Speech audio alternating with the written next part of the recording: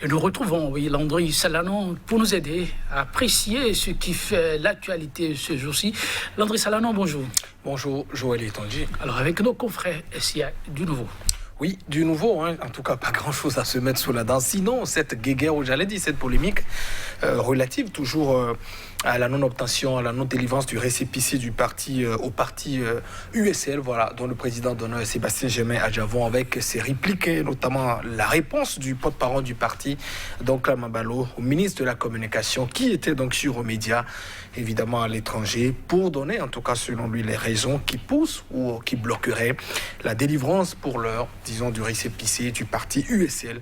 Évidemment, pas question. Donc, on revient donc dans un instant sur la réponse apportée par le porte-parole du parti. On tend déjà vers l'année, et les quotidiens qui semblent aussi rendre un peu hommage à ceux qui ont donc, disons, occupé le devant de l'actualité, notamment du point de vue politique. On en a évidemment des dizaines que Matélib se propose d'ailleurs de nous faire découvrir dans un instant, Joël Yetondi. Et puis, on n'oublie pas aussi ce grand chantier, notamment de la réconciliation, j'allais dire des priorités après l'élection de 2021. Le prochain président, que fera-t-il exactement? Sans doute une nécessité de parler avec les Béninois. Ah oui, il y en a qui anticipent. On ne va pas le refuser. On va démarrer. Et ça va être d'abord avec quel quotidien? Nous démarrons avec Point Média. Point Média qui nous parle donc de Doncla Mabalo, qui est le porte-parole du parti USL, au sujet de la condamnation de Sébastien Germain Adjavon. Citation: on veut l'exclure de la vie politique. Donc Mabalo qui répondait donc au ministre de la Communication Alain Oronla, qui était évidemment sur la radio Deutsche Welle, et évoquait, disons, les raisons qui pourraient évidemment bloquer pour le moment la délivrance du récépissé au parti de l'USL, j'allais dire, dont Sébastien Germain Adjavon est donc le président d'honneur.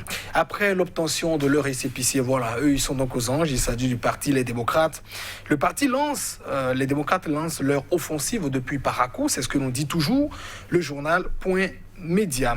Et puis toujours à la une du journal, on parle donc du démantèlement d'un ghetto, voilà ce que nous dit le journal, aux environs du domicile du chef de l'État. Malgré la sécurité présidentielle, des dealers opèrent paisiblement.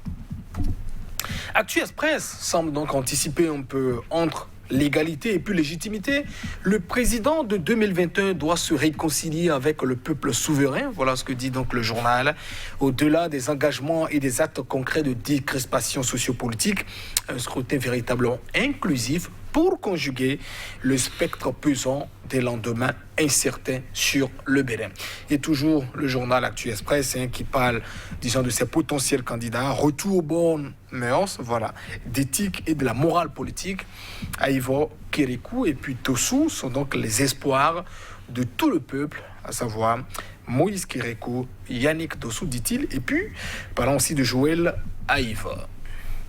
Un autre journal, l'Éco-Info qui parle donc de cette initiative, disons, d'un compatriote, application des décisions de la Cour africaine des droits de l'homme et des peuples, le FRAD, voilà, CHTP, se mobilise donc pour le respect des décisions des mécanismes africains de défense des droits humains et des peuples. Et puis à peine créé, le FRAD, voilà, CHDP, fait donc le quartier au régime en place et s'engage sur la voie de la sauvegarde des acquis démocratiques et de la dénonciation de la mauvaise gouvernance.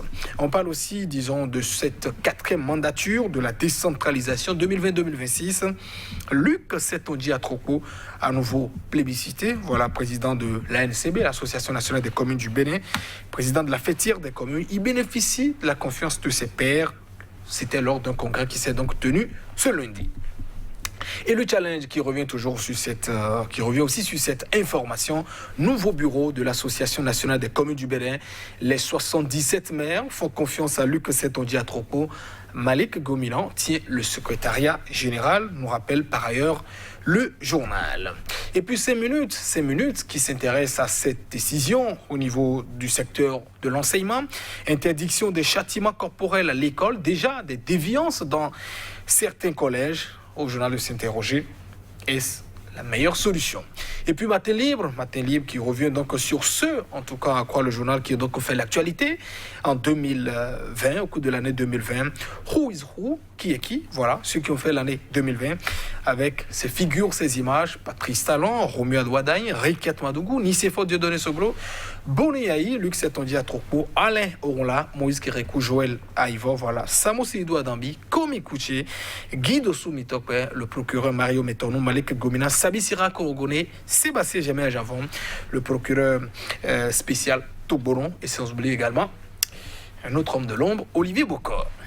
Et puis, on boucle avec ce quotidien spécialisé. Il s'agit donc de l'Économiste.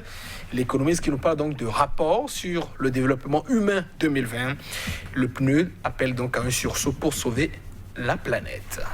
Merci à vous, Landry Salanon. On va démarrer, pourquoi pas, avec Point Média qui nous donne la réaction du porte-parole du parti, l'USL. Et donc, Amla Bello, qui réagissait donc à ces propos du ministre de la Communication, Alain Oronla, qui intervenait sur une radio Deutsche Welle au cours, disons, d'un plateau qui parlait évidemment de la vie des partis politiques, notamment de Sébastien Jémé Javon. Pourquoi, à la croix, le récépissé n'est donc pas délivré à son parti, au parti dont il est le président d'honneur, l'USL, l'Union sociale libérale? Réponse du ministre: le casier judiciaire de Sébastien Jémé Javon est surchargé ou entaché. En croire le porte-parole du parti, la raison n'est donc pas fondée, évidemment évoquée par le ministre porte-parole du gouvernement.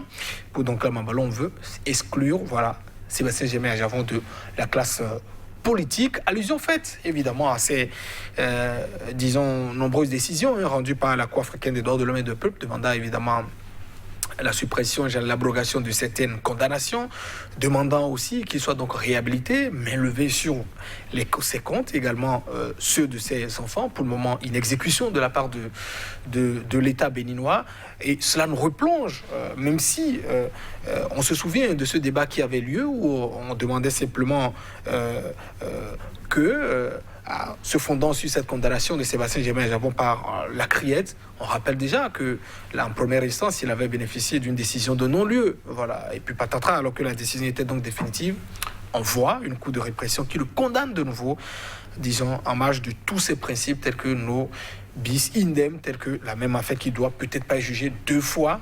Nul ne peut donc être jugé deux fois pour la même affaire. En tout cas, on a eu plusieurs décisions qui sont donc intervenues en attendant donc l'exécution. Les membres du parti qui soutiennent évidemment que, se fondant sur ces décisions, c'est que logiquement, il n'a jamais été condamné, donc peut évidemment faire partie, disons, du bureau politique ou en tout cas être donc un membre fondateur. Ce que ne semble pas approuver en tout cas le gouvernement, puisque c'est son porte-parole qui parle, qui estime que voilà, la décision de la Criette est donc, comment dit-on, convenable. Il s'agit ici d'une décision supranationale, quand je prends les décisions de la Cour africaine des droits de l'homme et des peuples. Donc, ces décisions devraient logiquement s'imposer. Et pourtant, donc c'est tout porte à croire aujourd'hui. Et c'est ce qui semble donc se dessiner, en tout cas en filigrane, à travers les propos du ministre porte-parole du gouvernement. C'est-à-dire peut-être aujourd'hui, si Sébastien Jémé Javon on vous dira d'ailleurs, ça a été la recommandation peut-être explicite, se retirer, comment dit-on, du bureau politique. Peut-être que l'USL aurait, comment dit-on, aurait donc son récépissé. Et on se pose la question de savoir, est-ce qu'en le faisant de cette manière, ce n'est pas lui-même se fait harakiri ou bien approuver une décision rendue par la Cour de répression, alors même qu'il y a une décision, j'allais dire une juridiction supranationale qui a rendu une autre décision des ordonnances et qui le réhabilite et qui annule simplement et qui confirme, j'allais dire, qu'il n'a jamais été condamné par une décision ou une juridiction à l'intérieur. La bataille demeure jusqu'à quand? On attendra évidemment de voir comment cela va se dénouer. Mais on le dira une fois encore assez, on sait Patrice Talon, Sébastien Jémé Javon, c'est de gros maillards, évidemment des finances, disons de l'économie. Leur guéguerre est préjudiciable, comment dit-on, à la nation, à la fois à l'économie, à la fois au social, au Bénin. Et il y a aussi beaucoup de personnes qui en souffrent. Il faut qu'ils se parlent, en tout cas un jour, même si on estime qu'il faut aussi avoir la vérité, comment dit-on, des faits. Nous avons déjà des juridictions qui ont donc rendu des décisions que chacun d'eux, en tout cas, qui trouve les manières pour pouvoir se parler. Je crois que le peuple béninois en a évidemment besoin. Le Béninois, oui, encore lui, qui doit être au cœur des préoccupations de tous. Nous allons à présent aller avec un matin libre à la découverte de ses visages et de la contribution qui aurait été celle de chacun d'entre eux.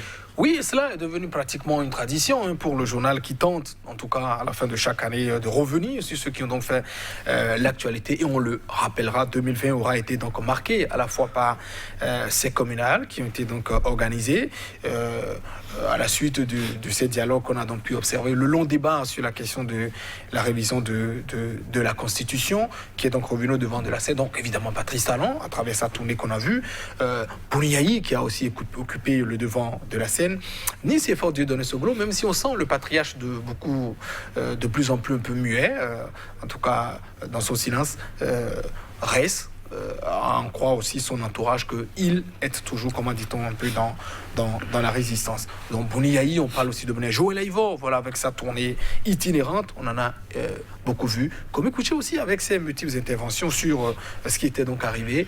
Lucas Troupeau, lui, qui juste au lendemain, comment dit-on, de cette élection, quelques pépins de santé, est revenu, mais vient donc de remplir à la tête à Léon-là, voilà, le porte-parole, le parolier du gouvernement qu'on a vu pratiquement, en tout cas depuis sur toute l'année, revenir, justifier les décisions du gouvernement, reparti. Sébastien Germain Ajavon, on a vu avec ses multiples décisions en sa faveur, rendues par la Cour africaine des droits de l'homme et des peuples, les interventions de son parti politique, qui demande au gouvernement de pouvoir les exécuter. Et puis, silence, comment dit-on, silence radio pour le moment. Le procureur, même si l'année 2019 a été tumultueuse déjà en décembre avec la condamnation de notre compatriote, pas lui qui prononce la décision, je voudrais parler de Méthano parce que c'est lui qui avait donc porté plainte.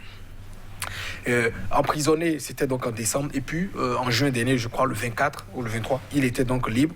Mario Méthano aura aussi parlé de lui, sans oublier également les autres acteurs qui figurent aussi sur cette carte, et aussi ceux qui sont aussi dans l'ombre, qui parlent très peu. Je parle aussi, ou pratiquement pas, peut-être Olivier Bocor,